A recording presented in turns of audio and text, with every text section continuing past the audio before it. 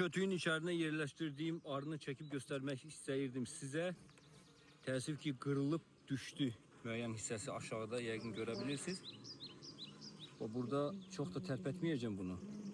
İçeriye artık bal da depolamaya başlayıb. Bu aşağıdan kırıldı bakın.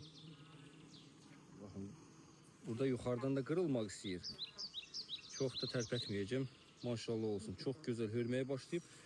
Aşağıdan bir kusokta düşüklüğü yəqin onu da görebilirsiniz. O buradan kırıldı düştü. Neyse bunu bir daha tərpətməyəcəm. Buradan qabaq hissədən də çəkib göstərim sizə istəsəniz. Biraz tüstü vurak. Bu aşağıya kim? O qabaqda da yəqin ki görebilirsiniz sürfədir. Arıların sürfələri də fokuslanmır telefon.